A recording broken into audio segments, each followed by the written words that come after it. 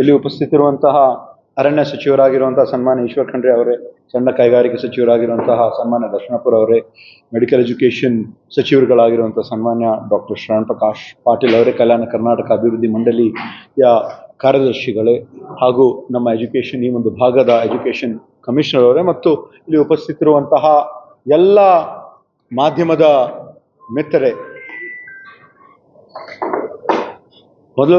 ಮೊಟ್ಟ ಮೊದಲಾಗಿ ನಾನು ಮಾನ್ಯ ಮುಖ್ಯಮಂತ್ರಿಗಳಾಗಿರುವಂಥ ಸನ್ಮಾನ್ಯ ಸಿದ್ದರಾಮಯ್ಯ ಅವರಿಗೆ ನಮ್ಮ ಅಭಿವೃದ್ಧಿ ಮಂಡಳಿ ವತಿಯಿಂದ ಅಭಿನಂದನೆಗಳನ್ನು ಸಲ್ಲಿಸುತ್ತೇನೆ. ಯಾಕಂದರೆ ನಮ್ಮ ಸರ್ಕಾರ ನುಡಿದಂತೆ ನಡೆದಿರುವಂತಹ ಒಂದು ಸರ್ಕಾರ. ನಾವು ಅಧಿಕಾರಕ್ಕೆ ಬಂದ ನಂತರ ಈ ಒಂದು ಭಾಗದ ಒಂದು ಅಭಿವೃದ್ಧಿಗಾಗಿ ಪ್ರತಿ ವರ್ಷ ಕಡ್ಡಾಯವಾಗಿ 5,000 ಕೋಟಿ ಅನುದಾನವನ್ನು ನಾವು ಮೀಸಲಿಡ್ತೀವಿ ಅಂತ ಯಾವೊಂದು ರೀತಿಯಿಂದ ನಾವು ಹೇಳಿದ್ದೀವಿ. 2023-24ರಲ್ಲಿ ಸುಮಾರು 3,000 ಕೋಟಿ, 24-25ರಲ್ಲಿ 5,000 ಕೋಟಿ.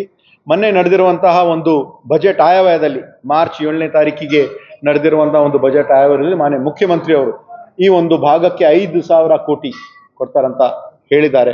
ಸೊ ಇವತ್ತು ಎಲ್ಲ ವಿಷಯಗಳ ಬಗ್ಗೆ ಸುದೀರ್ಘವಾಗಿ ನಮ್ಮ ಭಾಗದ ಎಲ್ಲ ಮಂತ್ರಿಗಳು ಹಾಗೂ ಮಾನ್ಯ ಸದಸ್ಯರು ಬಹಳ ಒಂದು ಸಕಾರಾತ್ಮಕವಾಗಿ ಒಂದು ಚರ್ಚೆಯನ್ನು ಮಾಡಿ ನಮ್ಮ ಭಾಗದ ಒಂದು ಅಭಿವೃದ್ಧಿಯಲ್ಲಿ ಏನೇನು ಮಾಡಬೇಕು, ಏನೇನು ಅವಕಾಶ ಮಾಡಿಕೊಡ್ಬೇಕು ಅಂತ ಒಂದು ರೀತಿಯಿಂದ ಹೇಳಿದ್ರೆ, ಈ ಬಾರಿಯೂ ಕೂಡ ನಮ್ಮ ಮಂಡಳಿ ತೀರ್ಮಾನ ಮಾಡಿ 5,000 ಕೋಟಿ ಅದರ ಒಂದು ಆ್ಯಕ್ಷನ್ ಪ್ಲ್ಯಾನ್ ನಾವು ಮಾಡಬೇಕು ಅಂತ ಎಲ್ಲರೂ ಒಂದು ತೀರ್ಮಾನವನ್ನು ಮಾಡಿದ್ದೀವಿ.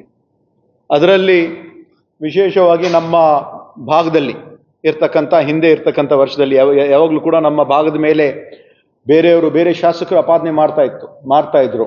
ಇದು ಎಲ್ಲ ಕಡೆ ಚರ್ಚೆನೂ ಕೂಡ ಆಗ್ತಾ ಇತ್ತು. 1,000 ಕೋಟಿಗೆ ಮೇಲೆ ಖರ್ಚು ಮಾಡೋಕ್ಕೆ ಸಾಧ್ಯನೇ ಇಲ್ಲ ಅಂತ ಹೇಳ್ತಾ ಇದ್ರು.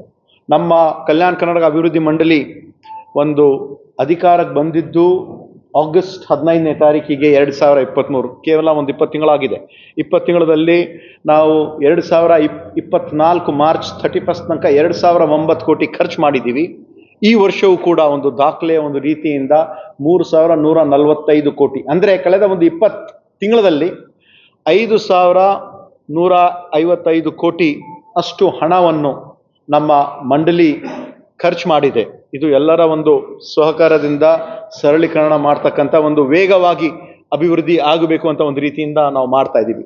ಬಹುಶಃ ಮುಂದೆ ಬರ್ತಕ್ಕಂಥ ದಿನಗಳಲ್ಲಿ ತಾವು ನೋಡಿದ್ರಿ, ಮಾರ್ಚ್ 8ನೇ ತಾರೀಕಿಗೆ ನಮ್ಮ ಜೇವರಿಯಲ್ಲೂ ಕೂಡ ಕಲ್ಯಾಣ ಪಥ ಸುಮಾರು 1,000 ಕೋಟಿ ವೆಚ್ಚದಲ್ಲಿ ನಮ್ಮ ಇಡೀ 38 ಕ್ಷೇತ್ರಗಳಲ್ಲಿ ಒಂದು ಕನಿಷ್ಠ 35 ಕಿಲೋಮೀಟರ್ಗಳ ಅದೊಂದು ಕೆಲಸವೂ ಕೂಡ ಮುಂದೆ ಬರ್ತಕ್ಕಂಥ ದಿನಗಳಲ್ಲಿ ಎಲ್ಲ ಕಂಪ್ಲೀಟ್ ಆಗಿ ಆ ಒಂದು ಹಣವೂ ಕೂಡ ಖರ್ಚಾಗ್ತದೆ. ಅದೇ ಒಂದು ರೀತಿಯಿಂದ ನಮ್ಮ ಏಪ್ರಿಲ್ 16ನೇ ತಾರೀಕಿಗೆ ನಡೆದಿರುವಂಥ ಒಂದು ಸಮಾರಂಭದಲ್ಲಿ ಸನ್ಮಾನ್ಯ ಮಲ್ಲಿಕಾರ್ಜುನ್ ಖರ್ಗೆ ಸಾಹೇಬರು ಬಂದಿದ್ದರು, ಸಿದ್ದರಾಮಯ್ಯ ಅವರು ಬಂದಿದ್ದರು.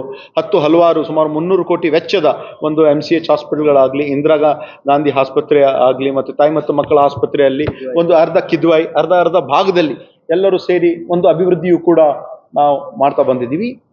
ಈ ಬಾರಿ ಯಾವೊಂದು ರೀತಿಯಿಂದ ನಾನು ಹೆಚ್ಚು ಡೀಟೇಲ್ಗೆ ಹೋಗಲ್ಲ, ಯಾಕಂದರೆ ತಮಗೆಲ್ಲರೂ ಕೂಡ ಏನೇನು ಕೆಲಸಗಳು ಆಗ್ತಾ ಇದೆ ಅಂತ ಗೊತ್ತಿದೆ. ಆದರೆ ಅದೆಲ್ಲ ಕೆಲವು ಕೆಲಸಗಳನ್ನು ಅದು ಮುಂದುವರಿಸ್ತಕ್ಕಂಥ, ಯಾಕಂದರೆ ಹಿಂದೆ ಇರ್ತಕ್ಕಂಥ ಒಂದು ನಮ್ಮ ಜುಲೈ 1ನೇ ತಾರೀಕು ನಡೆದಿರುವಂತಹ ಒಂದು ಬೋರ್ಡ್ ಮೀಟಿಂಗಲ್ಲಿ ಒಂದು ತೀರ್ಮಾನ ತಗೊಂಡು ಕೆಲವು ಹಣ ಹಿಂದಿನ ವರ್ಷ ಕೊಡಬೇಕು, ಈ ವರ್ಷನೂ ಕೂಡ ಕೊಡಬೇಕು ಅಂತ ಒಂದು ರೀತಿಯಿಂದ ನಾವು ಮಾಡಿದ್ದೀವಿ. ಅದೆಲ್ಲವನ್ನು ಕೂಡ ನಾವು ಅಳವಡಿಸ್ಕೊಂಡಿದ್ದೀವಿ. ಈ ಬಾರಿ ವಿಶೇಷವಾಗಿ ನಮ್ಮ ಭಾಗದ ಜನರಿಗೆ ಅನುಕೂಲ ಆಗಬೇಕಂತ 50 ಕೋಟಿ ವೆಚ್ಚದಲ್ಲಿ ನಮ್ಮ ಕಲಬುರಗಿಯಲ್ಲಿ ಒಂದು ಮೆಗಾ ಡೈರಿ ಮಾಡಬೇಕು ಅಂತ ಒಂದು ತೀರ್ಮಾನವನ್ನು ನಾವು ಮಾಡಿದ್ದೀವಿ. ಅದರ ಜೊತೆಯಾಗಿ ಒಂದು ಫಾರೆಸ್ಟ್, ನಮ್ಮ ಅರಣ್ಯ, ನಮ್ಮ ಭಾಗದಲ್ಲಿ ತಾವೆಲ್ಲರೂ ಕೂಡ ಗೊತ್ತಿದೆ, ಸ್ವಲ್ಪ ನಮ್ಮಲ್ಲಿ ಇರ್ತಕ್ಕಂಥ ಒಂದು ಕಡಿಮೆ ಇದೆ, ಅರಣ್ಯ ಕ್ಷೇತ್ರ ಕಡಿಮೆ ಇದೆ. ಅದಕ್ಕಾಗಿ ಅರಣ್ಯ ಇಲಾಖೆ ವತಿಯಿಂದ 50 ಕೋಟಿ ಹಾಗೂ ಕಲ್ಯಾಣ ಕರ್ನಾಟಕ ಅಭಿವೃದ್ಧಿ ಮಂಡಳಿ ವತಿಯಿಂದ 50 ಕೋಟಿ ವೆಚ್ಚದಲ್ಲಿ ಸುಮಾರು 100 ಕೋಟಿ ವೆಚ್ಚದಲ್ಲಿ ನಾವು ಬಹಳ ಒಳ್ಳೆ ರೀತಿಯಿಂದ ಎಲ್ಲ ಕಡೆ ಒಂದು ಅಫಾರೆಸ್ಟೇಷನ್ ಮಾಡ್ತಕ್ಕಂಥ ಒಂದು ಪ್ರಯತ್ನ, ಒಂದು ತೀರ್ಮಾನವೂ ಕೂಡ ಬೋರ್ಡನ್ನು ತಗೊಂಡಿದೆ. ಅದರ ಜೊತೆಯಾಗಿ ನಮ್ಮ ಸಣ್ಣ ಕೈಗಾರಿಕಾ ಸಚಿವರು ಕೂಡ ಇದ್ದಾರೆ.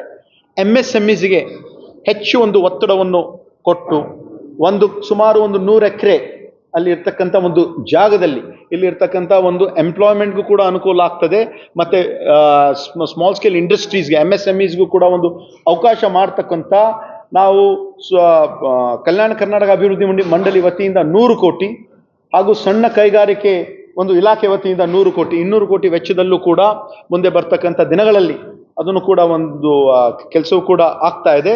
ಮತ್ತೆ ಇವತ್ತು ನಮ್ಮ ವೈದ್ಯಕೀಯ ಶಿಕ್ಷಣ ಸಚಿವರು ಹಿಂದೆ ತಮ್ಗೆ ಗೊತ್ತಿರುವಂತೆ ಒಂದು ತಾಯಿ ಮತ್ತು ಮಕ್ಕಳ ಆಸ್ಪತ್ರೆ, ಕಿದ್ವಾಯಿ ಆಸ್ಪತ್ರೆ, ಇಂದಿರಾ ಗಾಂಧಿ ಆಸ್ಪತ್ರೆ ಎಲ್ಲ ಈಗ ಕಟ್ಟಡ ಎಲ್ಲ ನಾವು ಅಡಿಗಲ್ಲು ಕೂಡ ಮಾಡಿದ್ದೀವಿ. ಈ ಬಾರಿ ಮಾನ್ಯ ನಮ್ಮ AICC ಅಧ್ಯಕ್ಷರಾಗಿರುವ ಸನ್ಮಾನ ಮಲ್ಲಿಕಾರ್ಜುನ್ ಖರ್ಗೆ ಸಾಹೇಬರು ಡಿಸೆಂಬರ್ 22ನೇ ತಾರೀಕಿಗೆ ನಡೆದಿರುವಂತಹ ಒಂದು ಕಾರ್ಯಕ್ರಮದಲ್ಲಿ ಅವ್ರು ಹೇಳಿದ್ರು ನಿಮ್ಯಾನ್ಸ್ ಕೂಡ ನಾವು ಅವಕಾಶ ಮಾಡಿಕೊಡ್ಬೇಕು, ಅದನ್ನು ಕೂಡ ನಾವು ಮಾಡ್ತಾ ಇದ್ದೀವಿ. ಮತ್ತೆ ಡಯಾಬಿಟಾಲಜಿ ಆಗಲಿ, ರಾಯಚೂರು ಕ್ಯಾನ್ಸರ್ ಹಾಸ್ಪಿಟಲ್, ಮತ್ತೆ ಕೊಪ್ಪಳ್ ಸೂಪರ್ ಸ್ಪೆಷಾಲಿಟಿ ಹಾಸ್ಪಿಟಲ್ ಅದಕ್ಕೂ ಕೂಡ, ಮತ್ತೆ ಬೀದರ್ ಕ್ಯಾನ್ಸರ್ ಆಸ್ಪತ್ರೆಗೂ ಕೂಡ